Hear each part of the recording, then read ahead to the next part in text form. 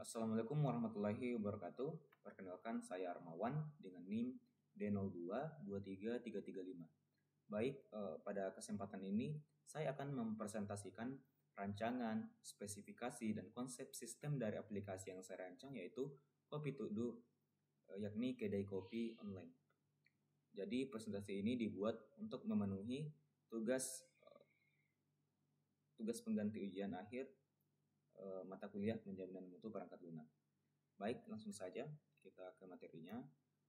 Di sini pertama kita akan bahas problem statement-nya atau masalah yang melatar belakangi pengembangan aplikasi ini. Pertama, pelanggan sering menghadapi antrean yang panjang di kedai kopi.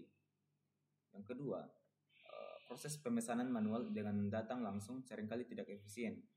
Jadi terutama bagi pelanggan yang sibuk atau memiliki waktu terbatas. Selanjutnya, untuk mengatasi masalah tersebut, saya menawarkan sebuah solusi. Solusinya itu adalah sebuah aplikasi mobile yang memungkinkan pengguna untuk memesan, membayar, dan melacak pesanan kopi mereka secara online. Aplikasi ini juga akan menyediakan dua opsi utama, yaitu pick up atau ambil di tempat dan delivery atau kita antar. Dengan ini, kami berharap dapat mempersingkat waktu untuk tunggu pelanggan dan meningkatkan kenyamanan mereka yang secara signifikan. Kemudian, bagaimana pengguna berinteraksi dengan sistem dari awal hingga akhir proses dan menunjukkan aliran data atau informasi antar komponen sistem. Jadi, di sini saya menggunakan metode waterfall atau air terjun. Jadi dia itu tipenya satu kali jalan, dia tidak ada looping dulu. Langsung saja kita ke tampilan aplikasinya. Di sini saya desain di Figma.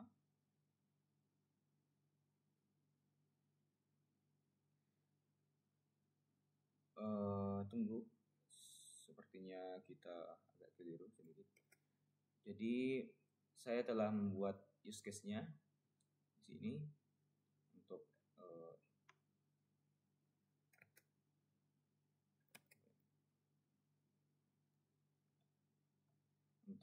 bagaimana pengguna berinteraksi dengan sistem dari awal hingga akhir proses dan menunjukkan aliran data atau informasi antar komponen sistem. Di sini saya telah membuat use case-nya. Di sini pelanggan dapat registrasi atau login, kemudian melihat menu. Pelanggan juga bisa mencari produk, pelanggan juga bisa menambah keranjang, dan pelanggan bisa melakukan pembayaran, pelanggan juga bisa melacak pesanan, dan pelanggan mampu mengatur profil. Kemudian di sini ada dua role, ada juga admin. Admin itu bisa mengelola pesanan masuk, admin juga bisa mengupdate status pesanan, dan admin dapat mengelola menu produk.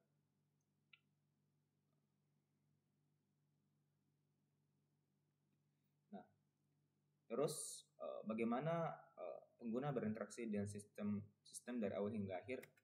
Ini tampilan untuk aplikasinya, kita jalankan dulu.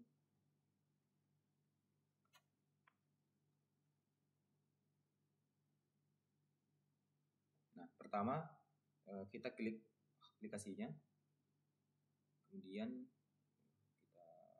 kita bisa dulu.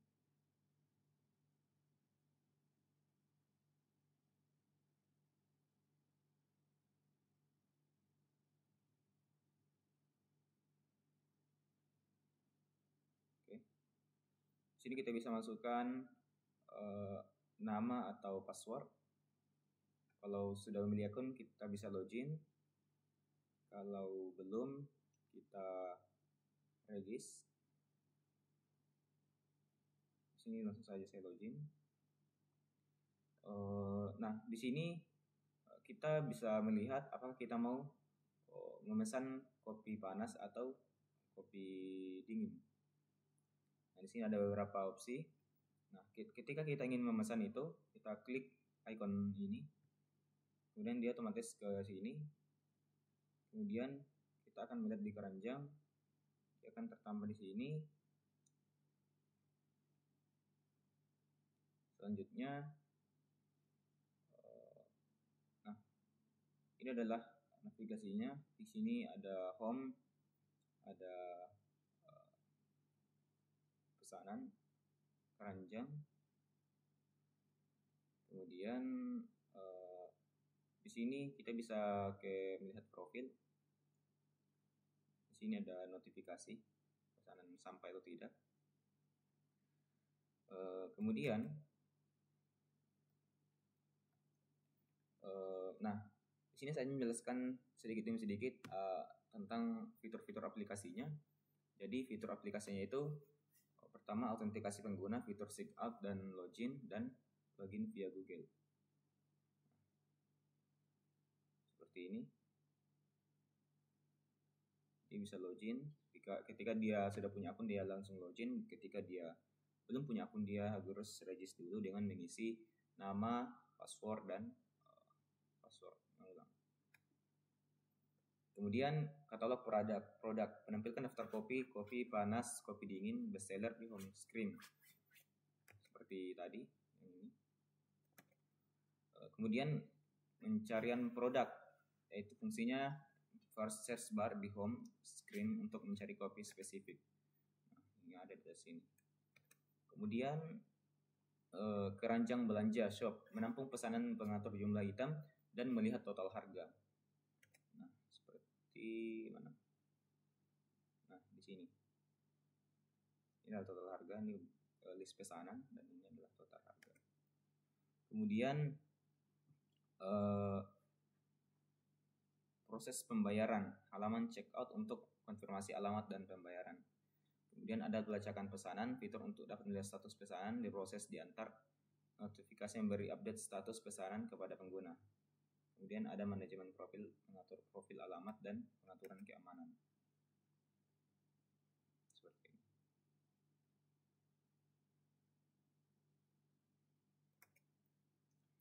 Kemudian spesifikasi fungsional. Jadi sistem ini harus dapat memvalidasi kredensial pengguna dengan memasukkan email dan password. Seperti pada saat dia login atau register. Kemudian sistem harus dapat menampilkan daftar produk yang tersedia. Jadi sistem saya sudah menampilkan daftar produk yang tersedia. Kemudian sistem harus dapat menghitung total harga, jumlah produk dan jumlah ongkir. Sudah tadi.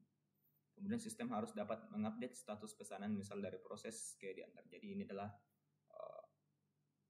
tugasnya si admin. Kemudian spesifikasi non-fungsional.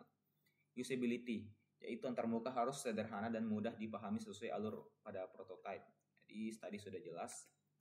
Ini sudah jelas sekali. Performance, waktu loading gambar produk di home screen tidak lebih dari 3 detik. Kemudian untuk bagian keamanan, security, password pengguna harus dienkripsi, koneksi ke halaman pembayaran harus aman. Jadi dienkripsi itu jadi nanti password dari pengguna ini akan terlindungi dengan dienkripsi. Kemudian reliability. Jadi sistem harus available atau tidak down 99% selama jam operasional kedai. Kemudian proses validasi perangkat lunak. Jadi tujuannya ini dia memastikan bahwa prototipe dan rancangan sistem ini sudah sesuai dengan kebutuhan stakeholder atau pemilik kedai dan calon pengguna. Kemudian metode validasi yang digunakan, prototype review, yaitu mempresentasikan prototipe Figma ini kepada pemilik kedai, mengajukan pertanyaan seperti apakah alur pemesanan sudah sesuai dengan proses bisnis di kedai Anda. Kemudian user acceptance atau testing sederhana, yaitu memberikan prototipe interaktif kepada 5-10 calon pengguna dan memberikan mereka tugas, contoh jawab pesan 2 mocha. Kami akan mengamati apakah mereka kebingungan atau tidak. Jadi adapun proses pengujiannya itu, pertama ada fitur, kemudian skenario uji, langkah-langkah, hasil yang diharapkan, login dengan password salah, kemudian 1, buka screen login, masukkan MR dengan benar, masukkan password salah, tekan login. Kemudian gagal login, muncul notifikasi password salah.